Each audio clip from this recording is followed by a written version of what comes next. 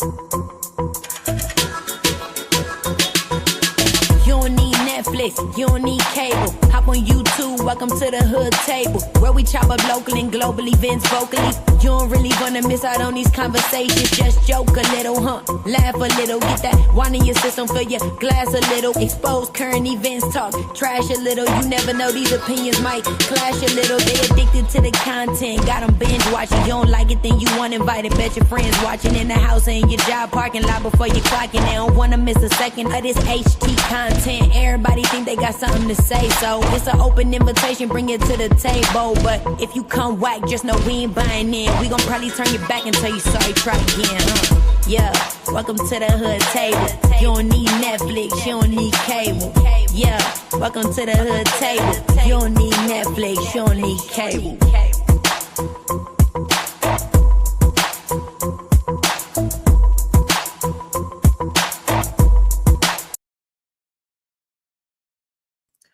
Hey everyone, welcome back to the hood table. Come on in, come on in. Make sure you please like and share the video, please, and thank you very much.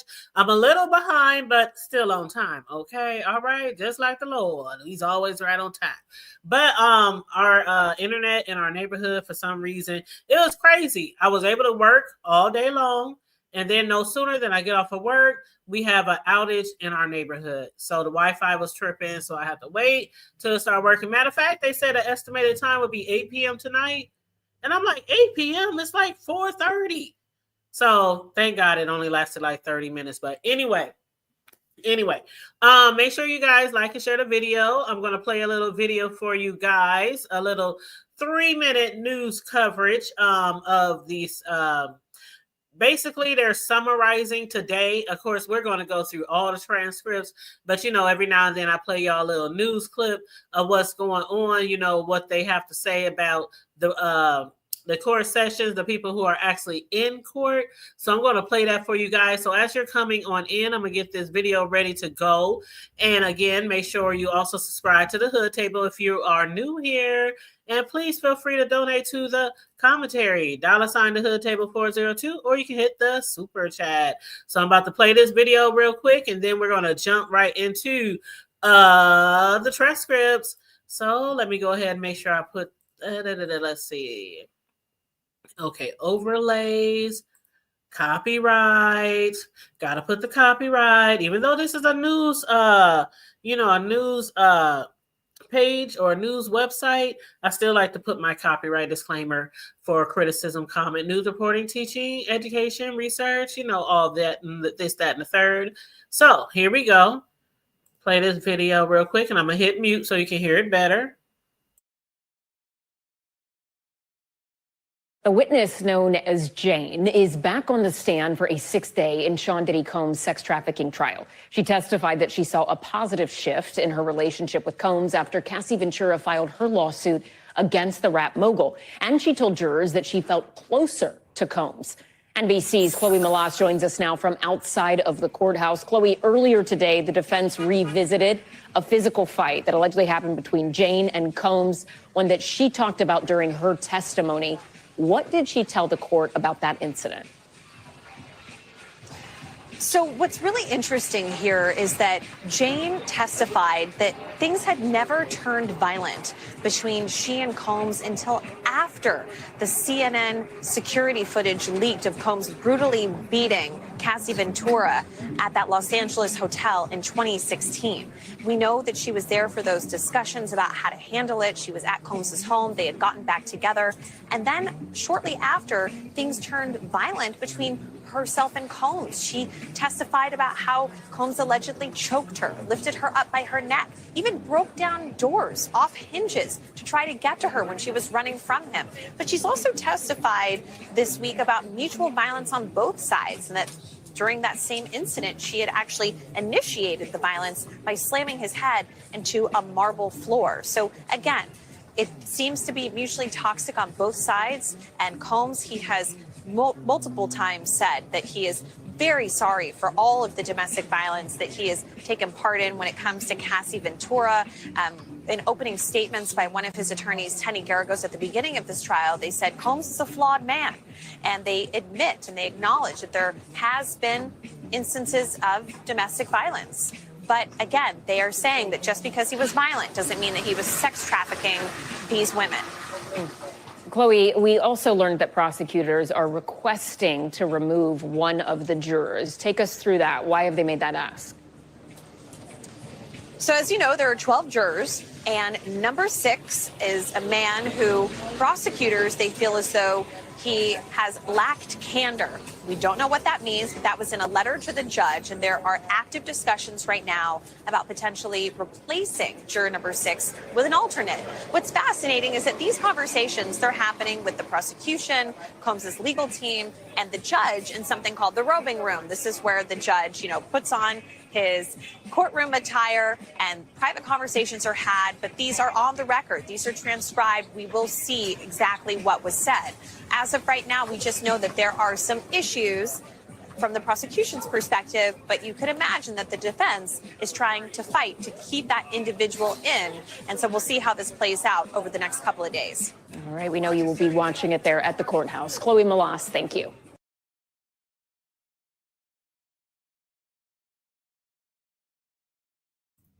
All right, so there we have it. Just a little update straight from the news. I think that was that NBC? I think that was NBC. Yeah,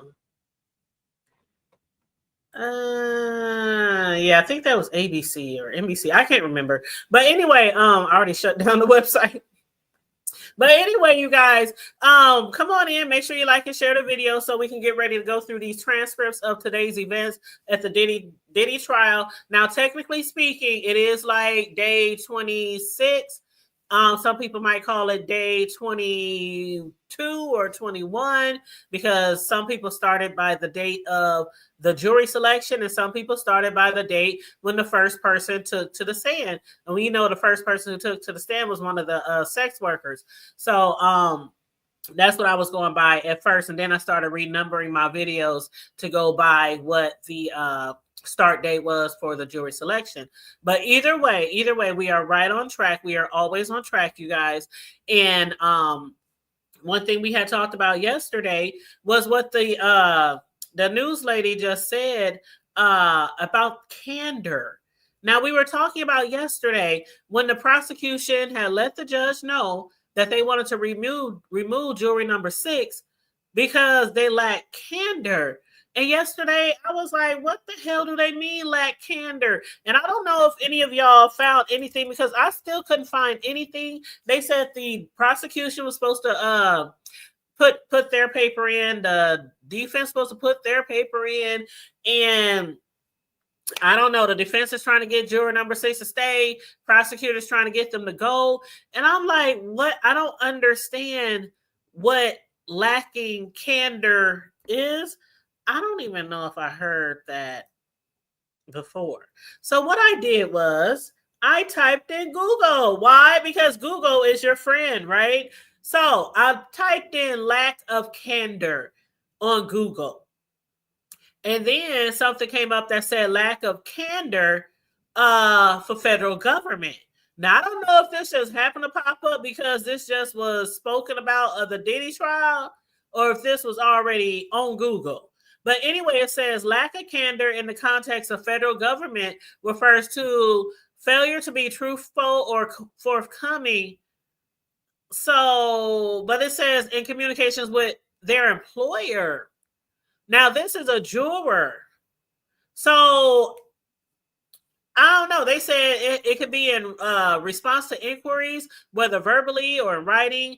Federal agencies consider honesty and transparency essential. Making changes of lack of candor is a serious matter that can lead to disciplinary action. I don't know. Let me see if I don't put federal behind it. If I just put lack of candor meaning. Okay, so if I just put lack of candor meaning, it basically is the same thing. refers to a failure to be completely truthful or forthcoming in communication, often leading to serious consequences in professional setting. And then it says lack of candor describes a situation where an individual, particularly in a professional or legal context, fails to provide complete and accurate information. This can involve withholding relevant details or being less than forthright. So basically lying. But what could the juror be lying about? What could they be like reading the news, reading the blogs, discussing the trial with people outside of their jury, cohorts or whatever? I mean, they really not really specifying. So I'm hoping, because they said that, they had the discussion, a meeting in the judge's robing room where he gets dressed and stuff with his robe and his tire, take off his regular clothes, put on his robe, his robing room. And so they said, being that it is going to be on the docket, it's not like a private discussion. So they will eventually have the transcripts for that. So eventually we will find out what the hell they mean by lack of candor for juror number 6. But in the meantime, in the between time, we still have no idea what this juror did or what they didn't do. But what I can assume is that they either are lying about not following this case, because, when you're on a jury like this, you're not supposed to follow the case. You're not supposed to watch TV, read the blogs, Snapchat, IG, anything like that. You're not. You're not.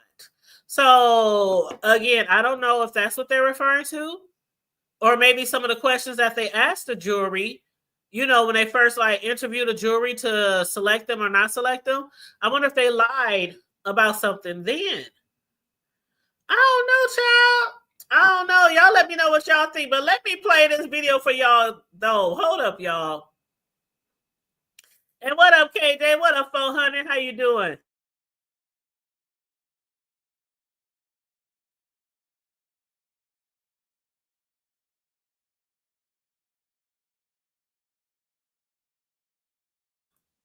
Now, some of y'all already seen this video, right?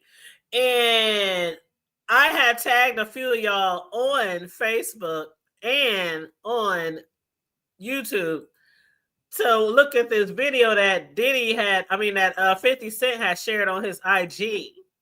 So I'm going to play this video real quick. It's like 47 seconds, and it was so funny. I just had to repost it. Now, 50 Cent, he put this on his Instagram. He said, y'all, I did not make this, but this shit right here, this shit right here had me hollering.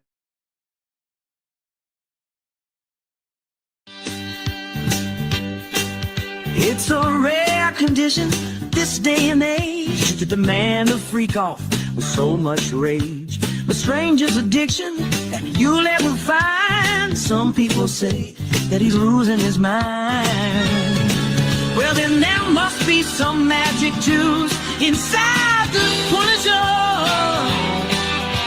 'Cause all I see is a chocolate thing. Man, they're busting over everything.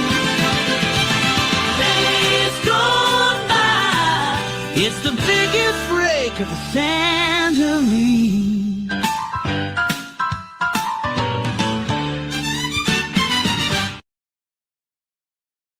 Y'all, when I tell y'all I was hollering, I was laughing so loud. My son was like, Mama, what the hell is so funny? And then y'all see where he had the NBA players in the back, because Jane said that they would they would pretend to be people, and it would be Shaq, and one would be Kobe, and one would be Jordan, and one would be, when they having sex.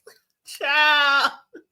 Oh, I was hollering. That shit was so funny. So I did have to share it. And 400, I will drop the link at the end after I do my little transcripts. So if you're still here, after I get my transcripts out the way, I will drop the link, boo.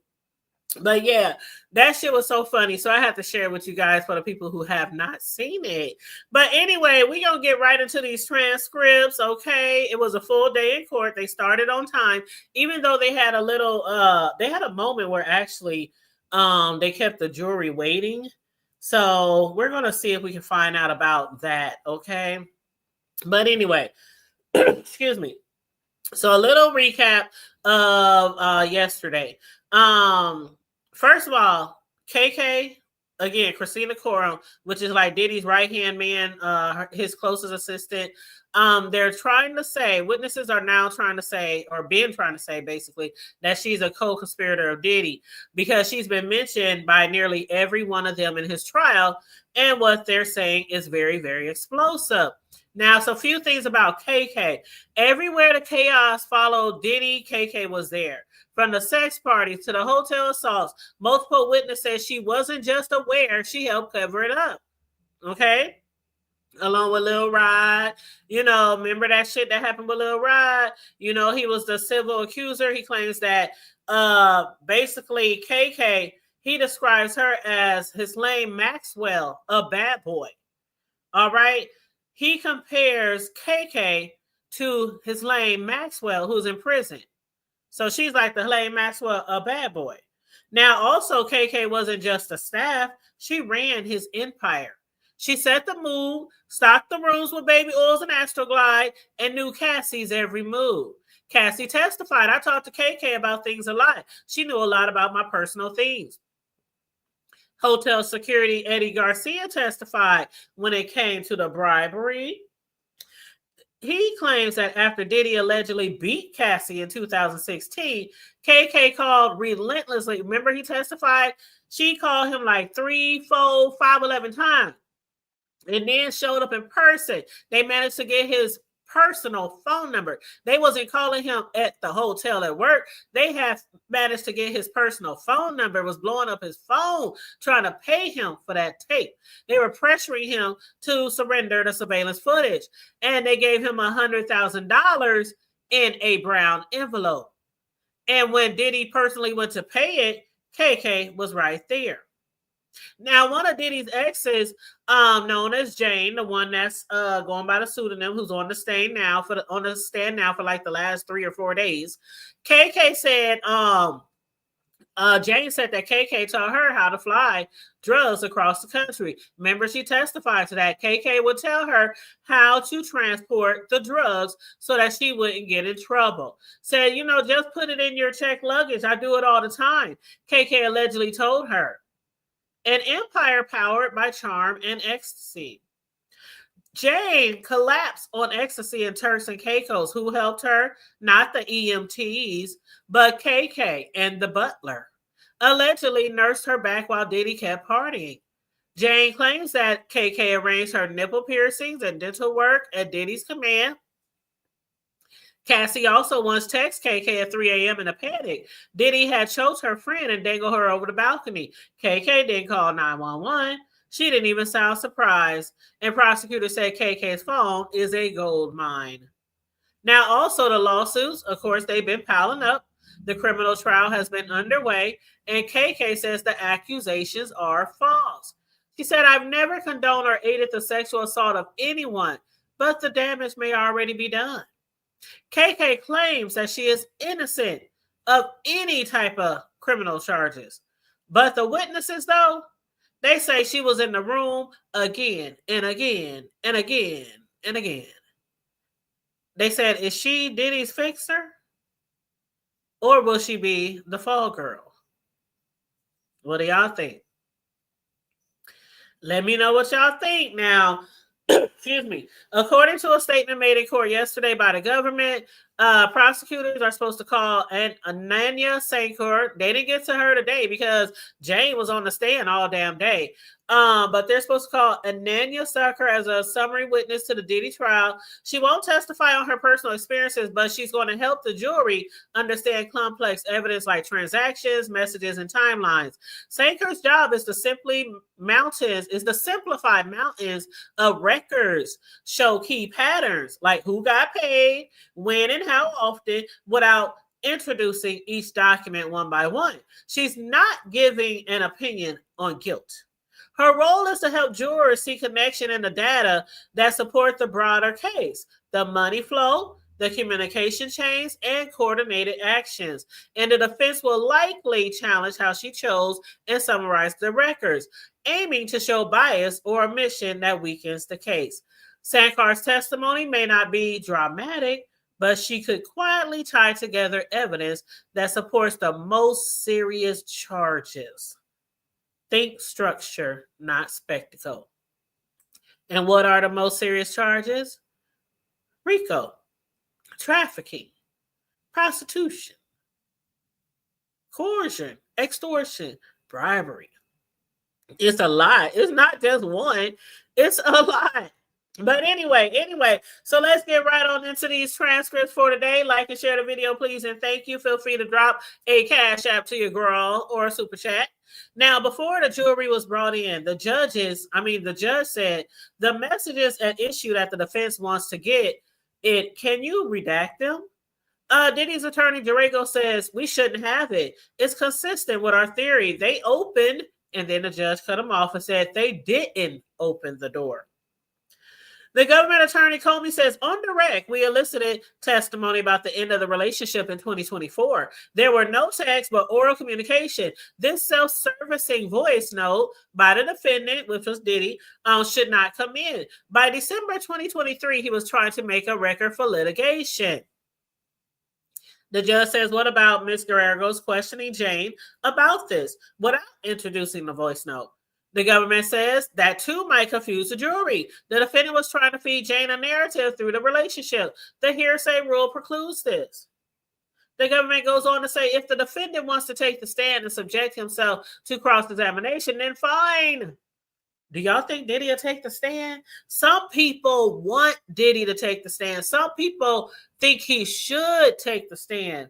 And then others is like, man, getting on that stand will just bury your ass even quicker.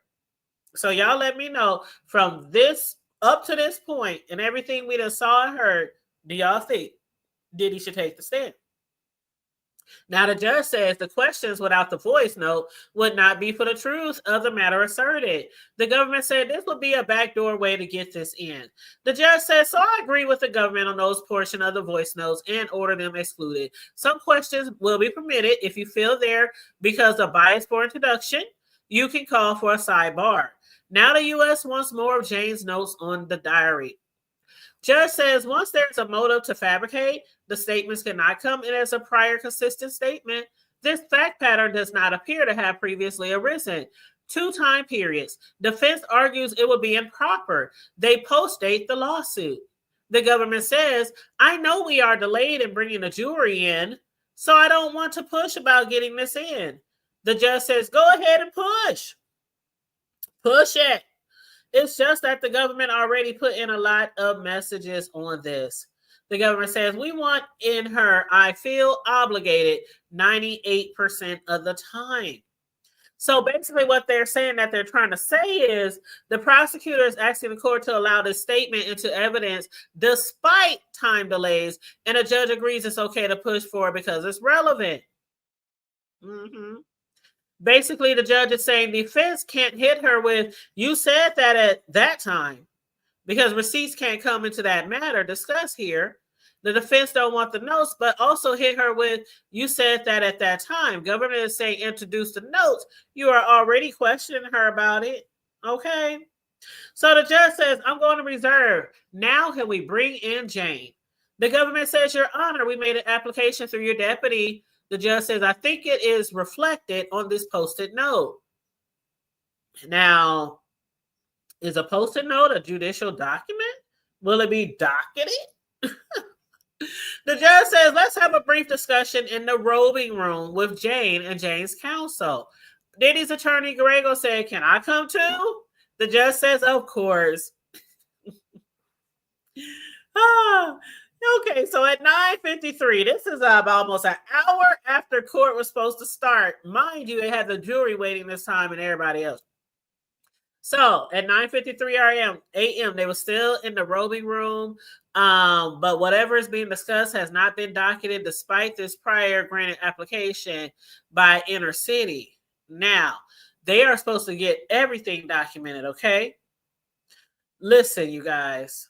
It was a lot going on too early in the damn morning.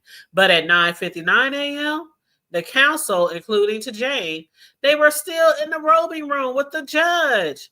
And Diddy had been taken by the marshals back into the holding cell. Then they talk about a break. Maybe he had to have a bathroom break. And on what topic would witness Jane counsel be getting so play as jury waits? Child, at 10:05 a.m. The counsel is back from the robing room. Now, Diddy's attorneys, Agnifilo, Shapiro, and Steele, they huddled around Diddy talking to him. Was there a decision made? At 10:08 a.m., now Xavier Donaldson, another attorney for Diddy, goes from the middle to the back table to talk with Diddy.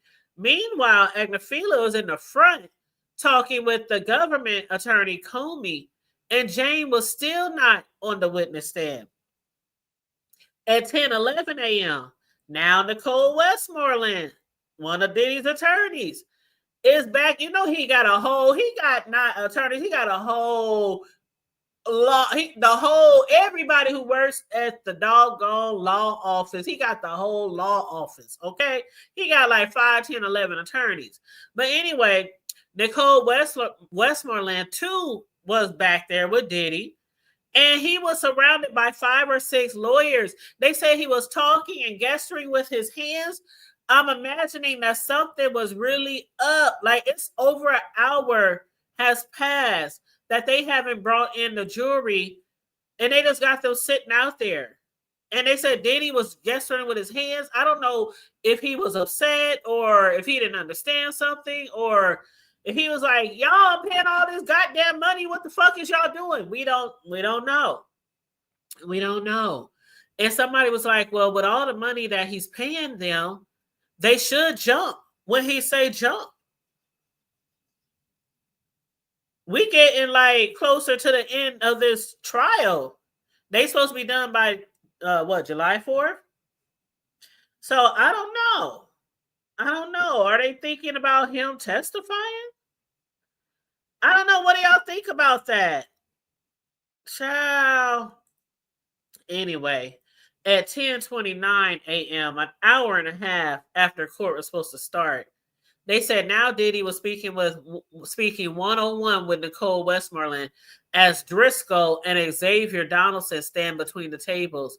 This all began before 10 a.m., more than half an hour. At 10:38 a.m., Diddy was smiling, even laughing.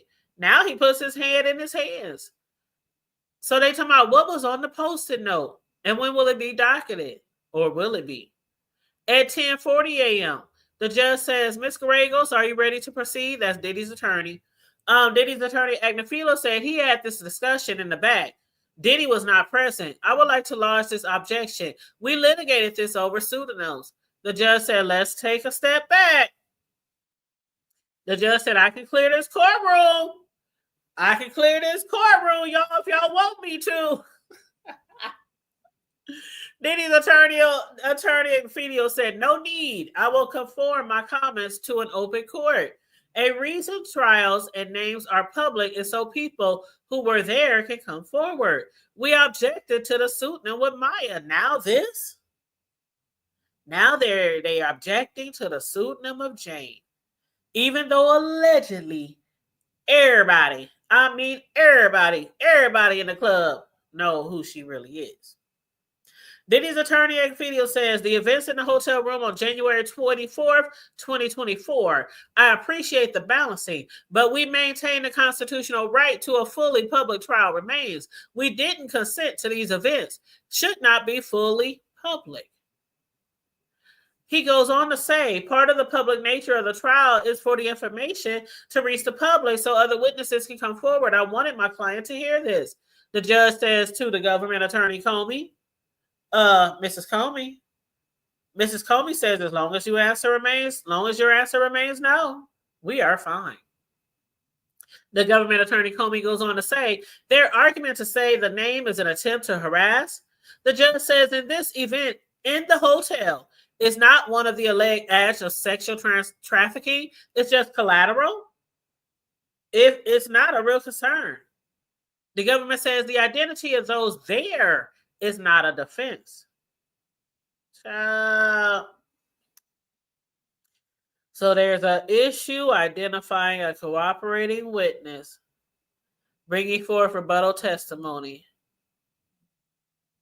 The judge says, finally, all rise. The jurors, he apologizes to the jurors. I apologize how long this took. It took almost 2 damn hours. 2 hours. They could have been shit, still in bed or some shit, eating breakfast or somewhere. But he said, I apologize how long this took. We did things to save you time. Jane, you are still under oath. Proceed. Diddy's attorney Grego says, good morning. Let's look at the message where you said, I feel as your lover, I want to please you. Push through. He says, what you really wanted was to cuddle with Diddy. Jane says, our intimate time. Tell me about the mobile TV you got him. It was an LG, cordless, you can move it around. And you see movies on it? Yes. After Cassie's lawsuit went public, how were things? I came to find out that another woman had the same experiences I had. I put out that energy on him and he was already down. So resentment. Everything was hard. He said it was a hard month? Yes. Let's play the voice note. And they hear Diddy's voice. I don't want to be in a relationship like this. I don't want to make anyone feel like this. Let's end this cycle so you don't feel like I wasted your life. Grego says, are there more messages like this? Jane says, yes. Did Sean often say to you, I'm a solutions person. I just want solutions. Yes. And you wrote, I tolerated, I took on a lot in those rooms. Please don't discredit me. And he wrote, never discredit you. Jane says, yes. You wrote that you wanted $100,000 for each wasted here and more, $450,000. You wrote this, right? Yes. And you said you were thinking of hurting yourself, and he said, don't. He cared. Jane said, I don't know about that. The attorney says, you said you didn't have any friends at this time. The government says, objection. Grego says, I can rephrase. You said you talked about your feelings with Sean because you didn't have other people. Jane says, okay. He says, Sean still paid your rent? Yes. The $9,000 from Bear, you had known him from your modeling days? Yes. Did you have to do any work for the $9,000? No. The rapper you mentioned, he was close to Diddy? Yes. And they showed a video. They didn't show it to the main gallery, and it was no sound. Diddy's attorney goes on to say, this rapper, they would record together. He's also an icon in the music industry. Yes. And you went to the birthday party with the rapper's wife or girlfriend. Did you know Anton traveled with them? Yes. And Diddy knew? Yes. When Anton was having sex with the woman, how many people were in the room? About 7 or 8, just watching. And the rapper was flirting with you? Yes. You flashed your breast to the room. Who asked you to? It was just a moment. And what did the rapper say to you? That he had always wanted to blank me. So he had a crush on you? Yes. And how did you bring up Cabril, aka Sly? They asked if I knew anyone in the lifestyle, anyone else in the lifestyle. I said yes. At the time, I thought Cabril as a safe and confidential person. This was for the rapper and his partner? Yes. How did they know to ask you? Maybe they just picked up the energy or heard that Sean and I were into that lifestyle. You flew to Miami around the time of your birthday? Yes. He set up a grandiose birthday for you? Yes. There were candles on the walkway? It was very romantic. His heart was beating. Was your heart beating as well? Yes, I was just about to say that. It's all painted pink and silver, a 5-course dinner, what I wanted from my lover. The attorney asked, no ecstasy at this dinner? No, none. And afterwards, you took a pill, and he took a pill, and Don came over? Yes, at the 1-star. And you said you were willing to have sex with Don because of the birthday party? Yes, it was nice. This is between you and Paul Arthur, in which you asked, do you have any plans for Valentine's Day? Jane says, right. You said you wanted to see Paul as a person. Yes. You said that Cassie's lawsuit, after Cassie's lawsuit, you saw changes in Sean. Yes. And you said Sean would write you. I'm single. I'm polyamorous. Finally, I can say that damn word. Oh my God. Let's start over. The attorney says, you said Sean would write to you. I'm single. I'm polyamorous. And that hurt you? Yes. And after the lawsuit, he went to saying, we are in a relationship. You are my girlfriend. That mean a lot to you? It did. So what did that tell y'all, folks? That basically says that before Cassie's lawsuit, Diddy was a piece of shit, as he has been to a lot of those people in his life. But when Cassie filed that lawsuit, he tried to get on his good foot. He put that fake ass, sorry ass apology out there on his IG. Talking about, this woe is me. I don't do that shit anymore. I don't hit people anymore. I'm not violent anymore. I'm taking counseling. I'm talking to God. God is talking back to me. God has changed me for the better. And he started being nicer to Jane. Is that what she's saying? I don't know. We shall see. Let's read a little further, okay? They said after the lawsuit, he went to saying, we are in a relationship. You are my girlfriend. Now, before that, he was always, I'm polyamorous. I'm single. I'm living an open life. I'm living single. Just like the TV show. But when you saw the video of Diddy laying hands on Cassie, you felt sick? I did. That was not the man you knew, right? Right. Now, another sidebar. Okay. So, why they having a sidebar, it looks like he started getting violent after the Cassie video. But he started being nicer after Cassie filed the lawsuit. Because, of course, those two things didn't happen right at the same time. Okay? Now, after they came back from the sidebar, Diddy's attorney said, you remain in contact with Diddy after the video? Jane says yes. You stayed in Miami with him for a few days, then left? Yes. He flew to LA in June with his children? Yes. Fair to say Diddy posted about his road trip with his children on social media? Yes. This is a photo of how you set up the house. Some set up by you, some by Jonathan. Yes. And this is a big bottle of Click It? Is that how you say that? Click It? Yes. And this is a photo on the patio, right? Yes. And you were drinking champagne? Yes. Now it's 8:30 p.m. Already dark outside. Tequila shots, but no ecstasy yet, right? Right. Jonathan brought the candles? Yes. Play the video, please. So they played some music and this voice of Diddy and, the championship, the Boston Celtics is playing in the background. And the attorney says, half an hour later, you were fighting, right? Jane says, yes. You testified you called him a pedophile, even though you knew she was not underage. Now you know who they're referring to, right? The one that they say was really, really young. The one that allegedly Diddy paid to have 2 abortions.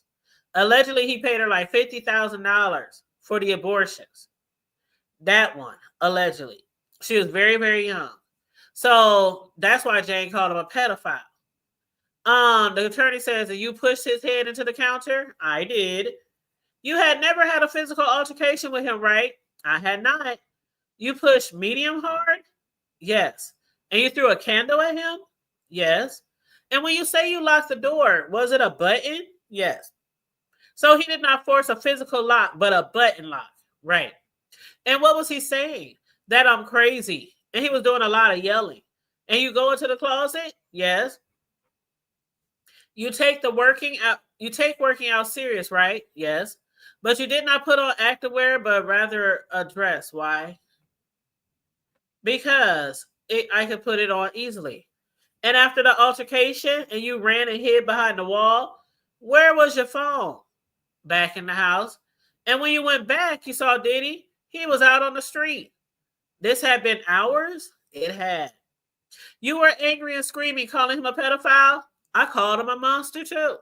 But he didn't kick you again. He didn't. You punched him in the back of the head and he punched you. He punched me twice. The judge said, let's take a break.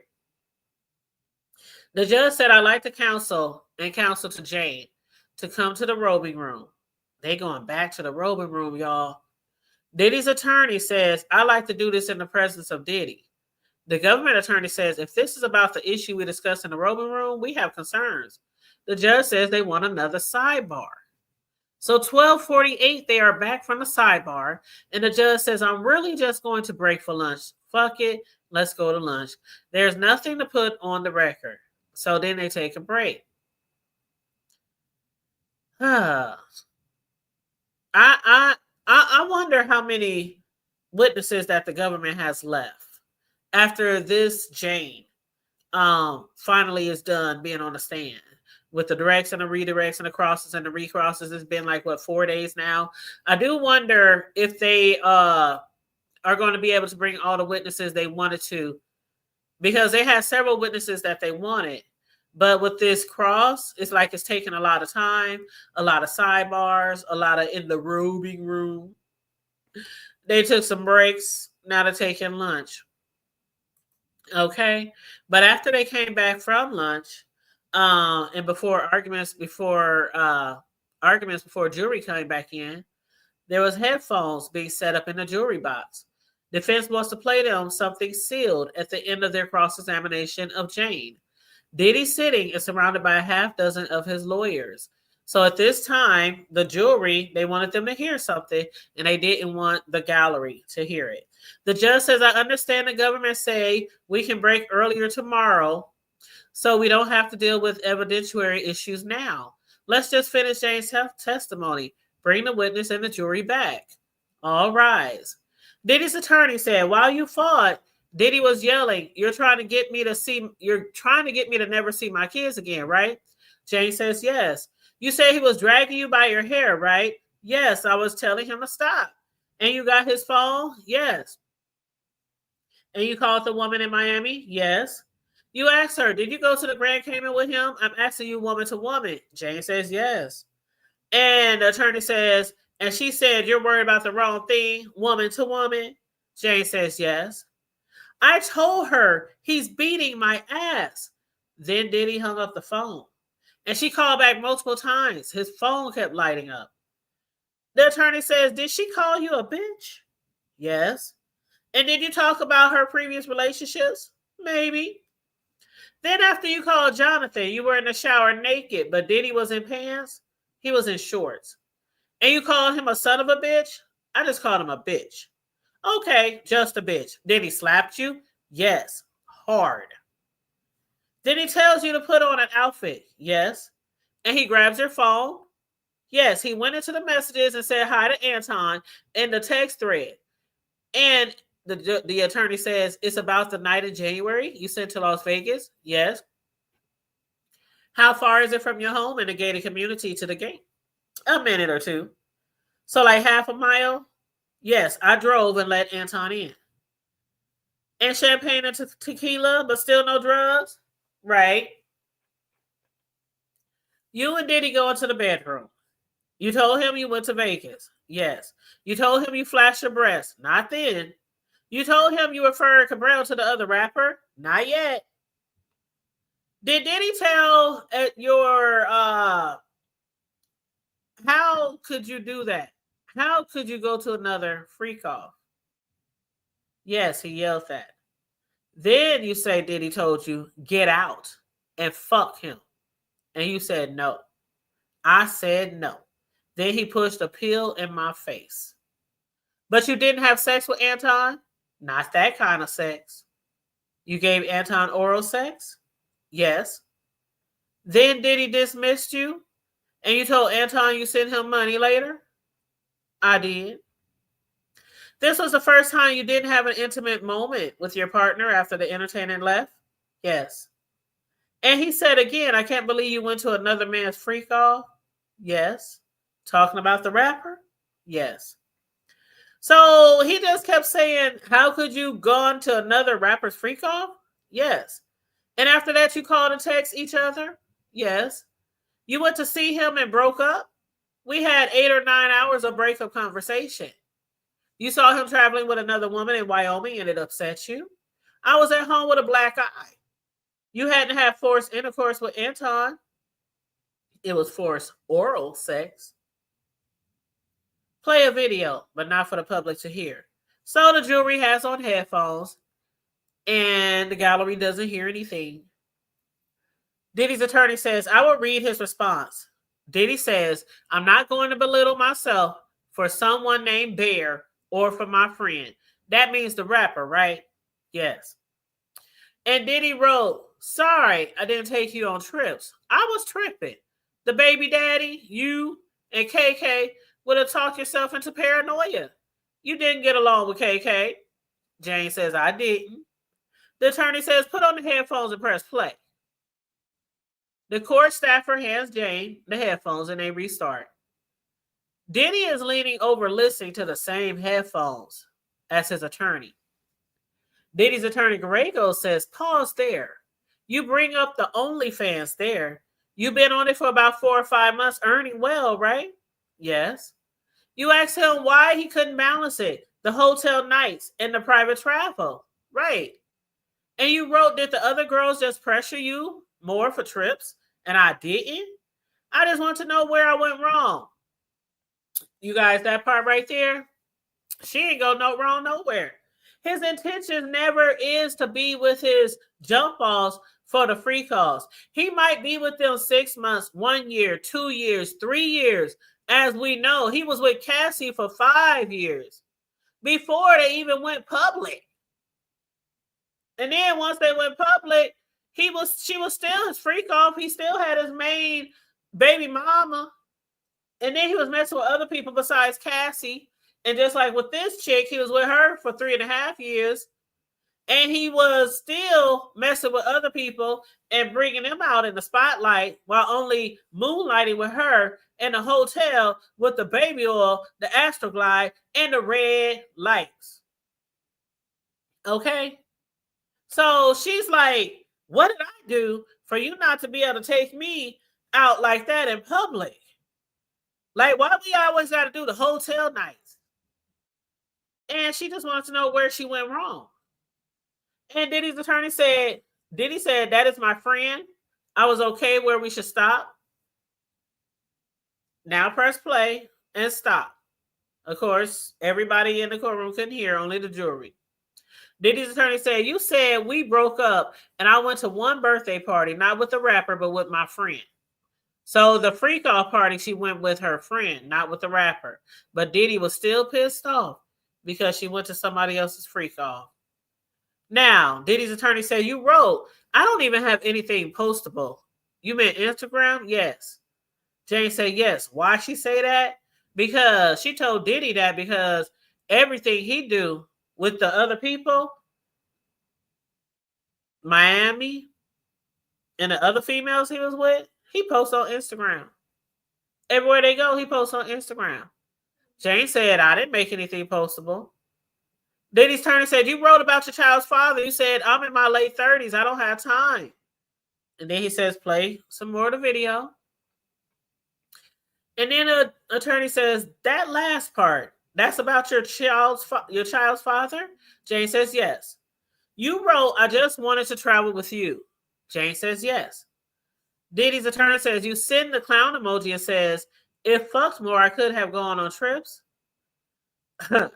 She asked Diddy if she fucked more, could she go on trips? Diddy's attorney said, then you went to Miami and stayed in the Four Seasons. You chose the hotel, right? Yes. You took drugs and laughed and danced? Yes. You were finally getting the princess treatment you wanted? Yes. Princess treatment at another hotel? The Four Seasons, child? Okay, so Diddy's attorney said, then you told Diddy that you really missed Paul. Jane said, I had taken ecstasy, but I did miss Paul. You called Paul and he came in a few days and you were at 2-star? Yes. And it felt good? Like a love fest? Yes. Now you guys keep in mind that her child allegedly is like 15. Her child is allegedly like 15 years old. And people are allegedly telling her alleged baby daddy, old Fitty, that he needs to go get his son. Need to see about his son. Because obviously the baby mama, she wants to spend all day and all night fucking and sucking. And what she call it, cuckolding for Diddy. and then trying to be wine and dine and flued out, on Diddy's dime. Where do you find time to be with your child? That's one thing that I just recently started thinking about. I keep forgetting that there's a child, that she has a child. Okay? Anyway, Diddy's attorney says on June 1st of this year, you had a new memory of Diddy splashing water on you, right? Jay says, if I may explain. Diddy's attorney said, did you tell the government that on June 1st? Yes. Why did you call yourself Kobe, Jordan, and Shaq? Now, y'all saw the little video that I played for y'all with the 3 NBA players in that little skit. And I told y'all that was Kobe, Jordan, and Shaq because Diddy said she was Kobe and he was Jordan. And the other dude that they mess around with was Shaq. So the attorney says, why are you Kobe? Jane says, because I'm the best. And why is Diddy Jordan? Because he's the best. And this about Pamela Anderson and melons? And the attorney laughs. The attorney says, what do you say? Jane says, I wrote, you are definitely my Michael Jordan and I am Kobe, detox weekend. And the attorney says, you say, good morning, handsome. And he says, can you please find a therapist?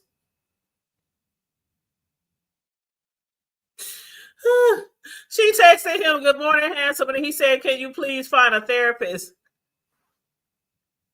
She said, we loved each other, but there was toxic stuff. Obviously, that nigga's whole life is toxic, okay? Allegedly starting from when he was growing up around sex parties and freak-offs that his mama was throwing that was drug-fueled, alcohol-fueled, allegedly. The Diddy says, but it ended on a positive note? Yes, it did. No further questions. The judge says, the government, would you like to redirect? Of course, they said yes. And they had a little sidebar. And then after the sidebar, the judge said, jurors, you may have a comfortable break and avoid the white noise. You know what the white noise is. Don't listen to the press. Don't listen to the news. Don't read any blogs or anything on Diddy. And don't talk about it. Okay? Don't talk about it. The government attorney says the cross argued that this witness had a motive to lie. It opens that door to that one sentence I've been asking for as a prior consistent statement. The judge says, how does this go to an event months later? The government said it's on their point that Jane is shading her testimony to correspond with the government's theory that she was coerced. Look at that, y'all. Coerced. Ain't that what this trial is all about? Mostly, partially. The government says Jane testified on the stand for days after getting immunity.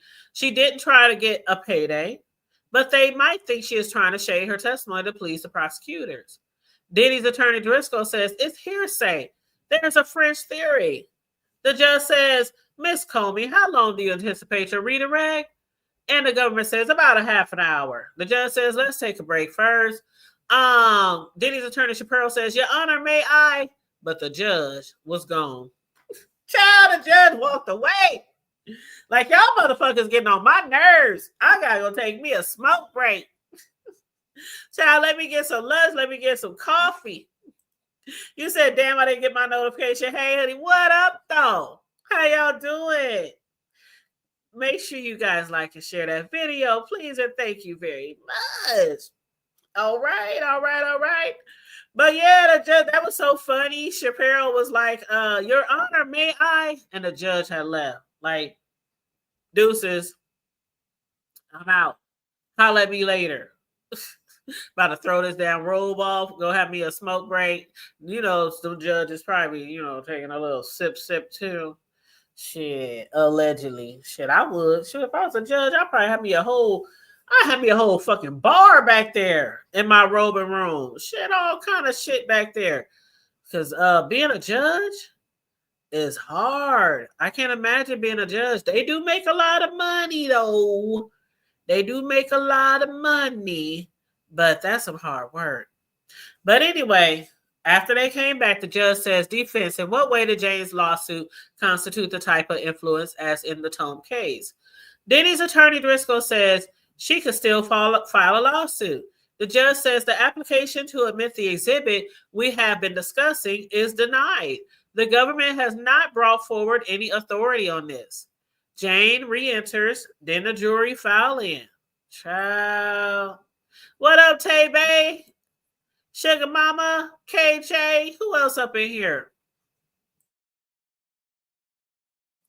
I know some people don't like to drop down and get their eagle on, but I do appreciate those up there in the clouds and the trees and the bushes and the ones that drop down in the chat. I appreciate all of you guys. Make sure you like, share the video. So Jane re-enters, the jury comes in. The government says, Exhibit G101, pages 6 and 7. Please pull them up. Can we please zoom in? And what did Sean write to Paul? Jane said he wrote, I'm going to need you to persuade you. And have you seen this before? No. What did you write to Diddy about turds? Jane said, I'm not a robot, just a mix of tired, hungry, sore. And next, Jane says, to insult me about the bracelet, to make me perform, it crushed me. And what else did you write? In that room, I felt like a hoe. Can we say that again? She said, in those hotel rooms, she feels like a hoe. And it took you how long to realize that you are a hoe? Child, a whole jump off for the free calls. Anyway, the attorney said, then what? Jane said the love contract. He's so good to shower me with affection with violating sex exploitation in between. I could compartmentalize the bad stuff. Child. You said 100. Child, okay, so the government said, then what? And she said she could compartmentalize the bad stuff. The government says in May of 2021, did you ask for a condom? Yes, Sean resisted, but then gave in. But then the next time, he mocked him. Did Sean let you use a condom? Yes. Did you ever want to have sex with Cabral? No. Did you fake orgasms with entertainers? Yes. I was putting on a show for Sean. And when did Sean threaten to release video of you? December 2023, and I called KK. The government says, Sean's drug use. How did you send cues? You were tired. Jane says, make little faces, kind of sigh. And how did Sean respond? Push through. One more round. You can do it. You can do it. You can do it. Take that, take that, take that, take that. That's what Diddy was saying. He was cheering her on. Like she was out there playing basketball or playing soccer or, you know, some type of sport. You can do it. You can do it. Go, go, go, go. That's how he was cheering her on. Just one more. Just push. Like she having a baby. Just push through. Breathe. Just breathe. The attorney said, how did you try to avoid setting up hotel nights? I tried to navigate the night to something else. And how many times did you have hotel nights in 200 Mapleton? Once. 2-star? 3 times. 1 star? 1 or 2. I felt it was unfair. All of this pressure. The attorney says, what do you mean? Those nights with other men. And then she starts sobbing on the stand. She's on the stand crying her eyes out. And she said, I was asking, why do I have to break my boundaries and you still treat me like this? And what's this text? Then all-star fantasy play. What did you send, Sean? A photo of my bloody tampon. Sorry, fellas. She sent him a picture of her bloody tampon. And what did you write? I got childcare and said, you pick. Then everything went left. I said, I just got my period. I handle first school week. The government says in 2023, did you become more vocal about wanting to stop hotel nights? Yes. He started paying my rent. I had to maintain my livelihood. My partner was in charge now. The government says by the sobriety parties. How many times did he threaten your rent? Many times. That time after you threw up, what did Sean do? He told me to go back out there and have sex with another man. Was Sean affectionate with you when Anton was in your house? No, Sean was evil. When did Sean say, when he gave you, no, what did Sean say when he gave you the ecstasy pill? He said, you're not going to ruin my night. Go suck some dick. Go fuck him. Something. The government says, how long before that had he put you in a chokehold? Diddy's attorney says, objection. The judge says, sustained. The attorney goes on to say, did he choke you with his hands or his arm? Jane says, arm. And in the shower, how hard did he hit you? So hard. Then what did he do? He said, get in a fucking outfit. The government says, when you hid for 2 hours, could Sean have left safely? Yes. Did you want to have sex with Anton that night? No. And who made you? Sean. Would you give all the money back for no sex with other men? Yes. Why are you here? I got a subpoena and I'm here. No further questions, said the attorney. The judge says, Mr. Gragos, you want to recross? Yes, of course. And he asked her, did you try to pick up Anton? Yes. Could you have left? Yes. The attorney said the only time that nothing sexual happened between you and Anton was January 2024, right? Right. Anton drove his car to your compound? Yes. You let him in? Yes, as requested.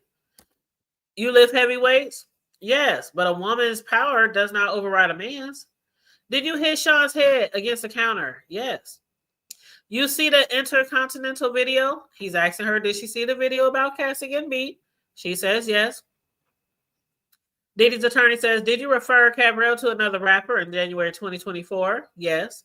And you asked if you would give up money to not have sex with these men, but you wouldn't give up your home? She says, my child and I live there. It's hard. Diddy's attorney says, you get $5,000 a month child support, right? Jane says yes.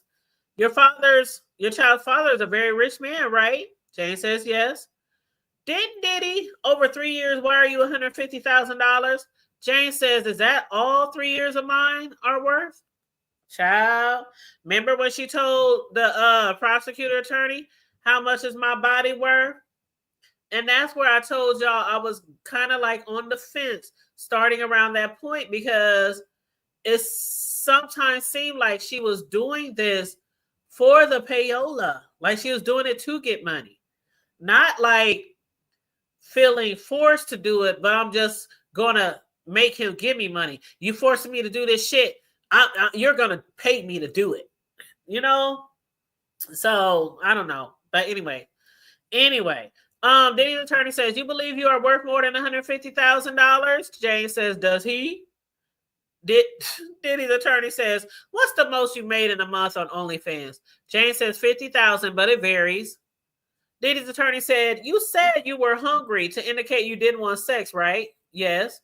And didn't Diddy give you food? He knew what I meant. Did he give you food? Yes.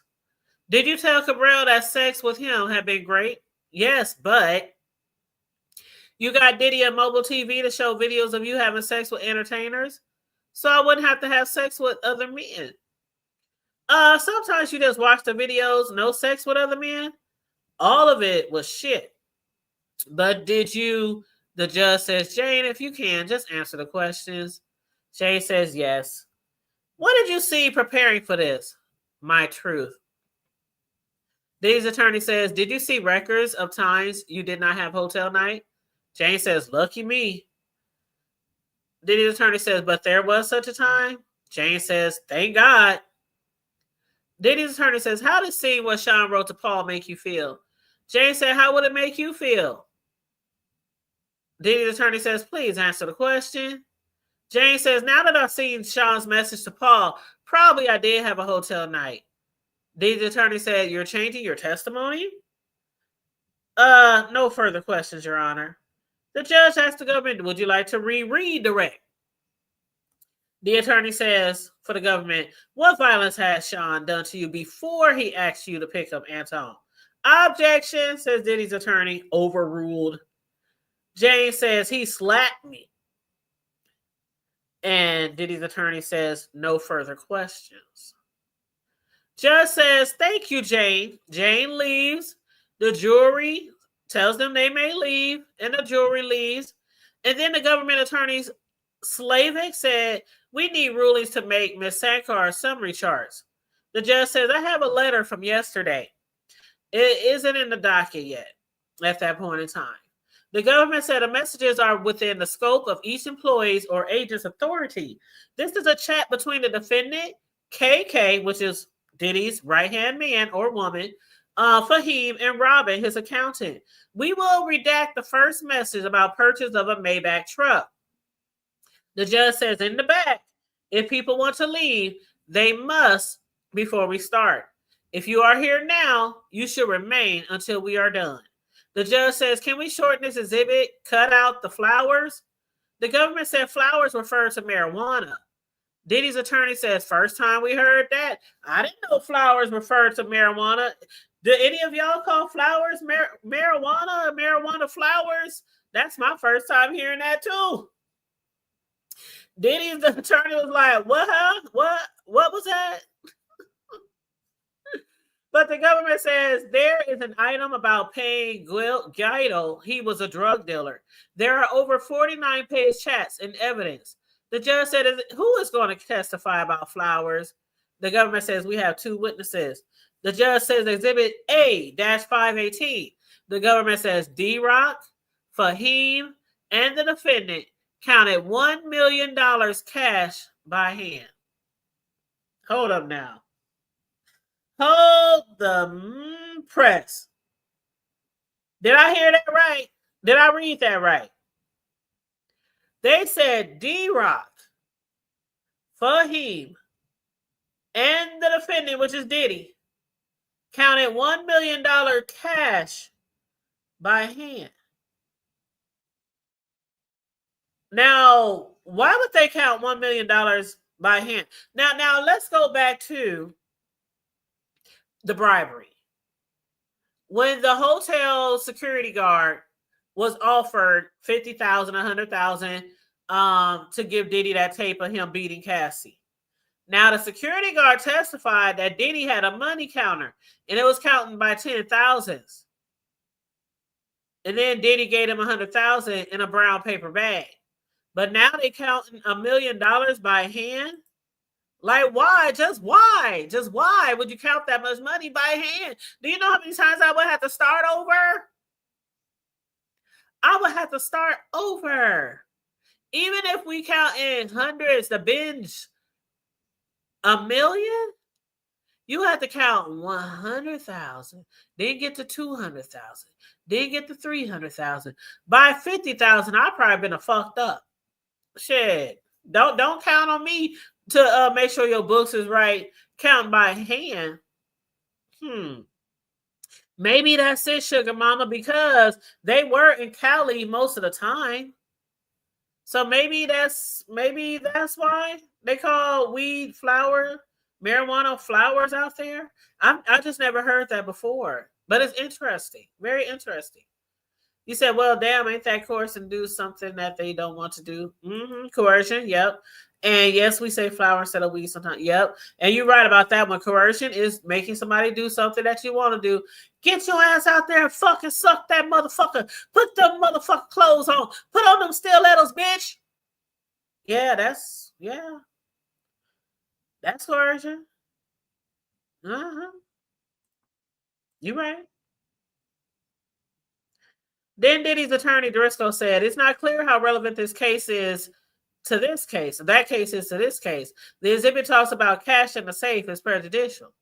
The government attorney Derek Ferguson spoke of millions. This next exhibit at Ledger, it shows drugs and romantic partners. Driscoll says not authenticated. The judge says this exhibit, the objection is sustained. If foundation is laid, I'll hear it. Diddy's attorney Driscoll says the next exhibit is about an alleged victim who is not testifying. They just want to portray the defendant as a bad person. The government says Gina was a romantic partner. So is Gina going to testify? The government says, although Gina will not be testifying. Okay, I guess I answered my own question. Y'all know I'm reading this shit and with y'all, right? I don't go through the transcripts before. Dang, don't the head table supposed to know this shit? No, I don't read the shit till I come live with y'all. So anywho, they said although Gina will not be testifying, George Kaplan testified about violence against her. Gina was identified as victim number 3. The judge says, I will look back at this. Hopefully this helps with the charts if you have to. The government says, I apologize, but the judge says I was still talking. That judge be cracking me up. They be talking to him, he be cutting them off they be talking to him, he turn his back on them and walk out to his chambers. But yeah, I wonder if D-Rock is going to testify. Somebody said, was Diddy selling weed? Was Diddy selling drugs? Counting $1 million by hand, cash? Why would you have that much money? Like, why? Okay, we know rich people, they might have like a safe in the wall, under the bed, under the floor, behind a picture. They might have tens of thousands, 100,000. They might have a little cash in there for a rainy day, just in case. I don't know, the banks go under, or it's a holiday, you can't get to the bank. I don't know. But $1 million cash that you're counting by hand. Somebody said he should have named himself Rico Love. But yeah, Fahim, D-Rock was one of his security or bodyguards. Fahim Muhammad was also